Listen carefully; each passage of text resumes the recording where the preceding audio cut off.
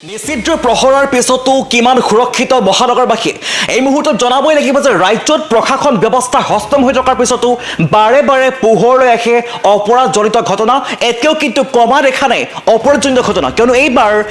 মহানগৰীত এটা চাঞ্চল্যকৰ অপহৰণ কাণ্ডই জোকাৰি গৈছে মহানগৰীৰ খানাপাৰাৰ দেৱনগৰত ঘটিছে এটা চাঞ্চল্যকৰ অপহৰণ কাণ্ড এগৰাকী কিশোৰীক প্ৰেমৰ চলনাৰে অপহৰণ কৰাৰ ভয়ংকৰ অভিযোগ উত্থাপন হৈছে যাক লাভ জেহাদৰ আখ্যা দিয়া হৈছে এই মুহূৰ্তত হাফ প্লেটৰ জৰিয়তে দেখুৱাবলৈ যত্ন কৰিম মহানগৰীৰ চাঞ্চল্যকৰ অপহৰণ কাণ্ড প্ৰেমৰ চলনাৰে কিশোৰীক অপহৰণৰ অভিযোগ মহানগৰীৰ খানাপাৰাৰ দেৱনগৰত এই ঘটনা আৰক্ষীৰ জালত অভিযুক্ত মহেন্দ্ৰ বৰা দিছপুৰ থানাত গোচৰ ভুক্তভোগীৰ পৰিয়ালৰ নিজকে চিআইডিৰ মানুহ বুলি পৰিচয় দিছিল মহেন্দ্ৰই আৰু লাভ জেহাদৰ ঘটনা বুলি আশংকা পৰিয়ালৰ এই মুহূৰ্তত পুনৰবাৰ জনাইছো ডাঙৰ খবৰ মহানগৰীত জোকাৰি যোৱা এটা ডাঙৰ খবৰ বৰ্তমান সময়ত নিষিদ্ধ প্ৰহৰৰ পিছতো কিমান সুৰক্ষিত মহানগৰবাসী এই মুহূৰ্তত প্ৰশ্ন উত্থাপন হৈছে যে বাৰে বাৰে ৰাজ্যৰ প্ৰশাসন ব্যৱস্থা হস্তম হৈ থকাৰ পিছতো এতিয়াও কিন্তু কমা নাই অপৰাধজনিত ঘটনা বাৰে বাৰে পোহৰলৈ আহে অপৰাধজনিত ঘটনা এইবাৰ মহানগৰীৰ খানাপাৰাৰ দেৱনগৰত সংঘটিত হৈছে এটা ভয়ংকৰ অপহৰণ কাণ্ড চাঞ্চল্যকৰ অপহৰণ কাণ্ড সমগ্ৰ মহানগৰী কঁপাই গৈছে বুলি ক'ব লাগিব এগৰাকী কিশোৰীক অপহৰণ কৰিছে লাভ জেহাদৰ আখ্যা দিছে অপহৰণ কাণ্ডটো কিয়নো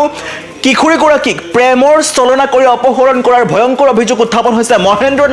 মহেন্দ্ৰ বৰা নামৰ এইজন ব্যক্তিৰ বিৰুদ্ধে আৰু ইতিমধ্যে দিছপুৰ থানাত গোচৰ ৰুজু কৰিছে ভুক্তভোগীৰ পৰিয়ালে আৰু নিজকে চিআইডিৰ মানুহ বুলি পৰিচয় দিছিল মহেন্দ্ৰ এই মুহূৰ্তত আটাইতকৈ ডাঙৰ কথাটো নিজকে চিআইডিৰ মানুহ বুলি পৰিচয় দি প্ৰেমৰ চলনাৰে এগৰাকী কিশোৰীক অপহৰণ কৰাৰ ভয়ংকৰ অভিযোগ উত্থাপন হৈছে এইজন মহেন্দ্ৰ বৰাৰ বিৰুদ্ধে আৰু এই নিষিদ্ধ প্ৰহৰৰ পিছত আসলে কিমান সুৰক্ষিত মহানগৰবাসী এই বুলি প্ৰশ্ন উত্থাপন কৰিছে প্ৰতিগৰাকী মহানগৰবাসী এতিয়া এই চাঞ্চল্যকৰ পৰিস্থিতিত ম্ৰিয়মান হৈ পৰিছে সকলোৰে মনত এটাই প্ৰশ্ন যে আৰক্ষী হস্তম হৈ থকাৰ পিছতো ৰাজ্যৰ বা মহানগৰীৰ প্ৰশাসন ব্যৱস্থা হস্তম হৈ থকাৰ পিছতো বাৰে বাৰে কিয় পোহৰলৈ আহে এনেধৰণৰ অপৰাধজনিত ঘটনা সেয়া কিন্তু এতিয়াও ৰহস্যৰ আৱৰ্তত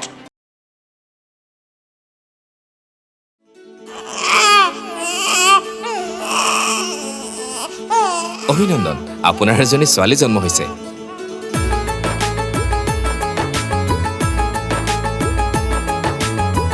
লাহি পাহি এজনী পৰি